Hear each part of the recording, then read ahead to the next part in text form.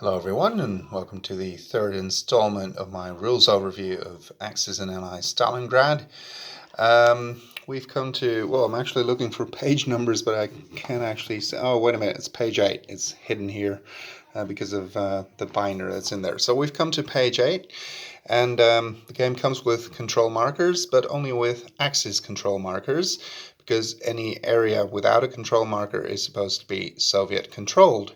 As I've already mentioned in one of the previous videos, money has made its comeback. They're actually called reinforcement point certificates, but hey, let's just call them money. Let's not make it more complicated than it is. And as I said before, I'm really happy it's back in the game. It just, in a way belongs to Axis and Allies. Something completely new are the ferry and ice bridge tokens. Ferries are obviously used for ferrying units across the Volga on the city board, and you can either ferry infantry units across or supply tokens.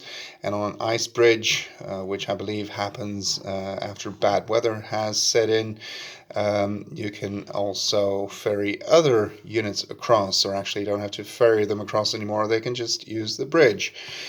There are also unsupplied markers in the game, either Soviet units or German units can be unsupplied, and well, you just mark them as such, an area that is, because any such units suffer a -1, I believe, on their attack and defense ratings.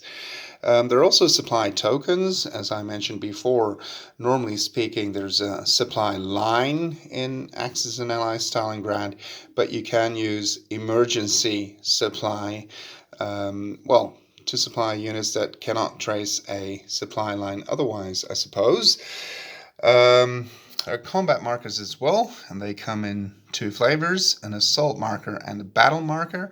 An assault marker is used when an area is being attacked, when it's not already contested, and a battle marker is placed at a contested area, so that's where a battle is already raging.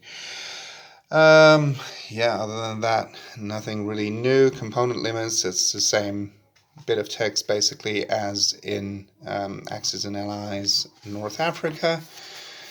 Then we've come to page 9. Well, the battle board has also made its comeback, and they come with 6-sided dice again, rather than the 10-sided dice in North Africa. Personally, I kind of like the 10-sided dice, but if they're not necessary, if they don't add anything to the game, then why not use the old and trusted, the tried and tested 6-sided dice. The game also comes with order cards, like in Axis and Allies D-Day. There are also Operation Uranus cards, and as you can see, this is an example. The Soviets, if they draw this card, they get 2 infantry, 1 tank, and 1 rocket launcher, and they place them in either of 2 locations on the board. And when they actually decide to launch Operation Uranus, those units are placed, and you get to actually launch the operation. You can do so from turn 3 onwards, I believe, and you have to launch it when you've reached turn 7. As I've also mentioned before, the game comes with 2 scenarios, and there are some special rules to each of the scenario. For instance, if you play Operation Uranus, the German player takes 40 IPCs, or RPCs as they're called here, which can be spent along with those collected during the game when Operation Winter Storm commences, and any round thereafter. And the Axis half of round 7 is skipped, so the game begins with the Soviet counteroffensive, and the Allied player draws 5 Operation Uranus cards, and as I said, places them in either one of 2 regions, and you draw another 5 and place them in the location you did not choose for the first 5. So that works slightly differently than in the entire game. Yeah, so again, a couple of things that are quite similar to to Axis and Allies Stalingrad. And what I also like about it is that, you know, it keeps the time frame of the game somewhat restricted.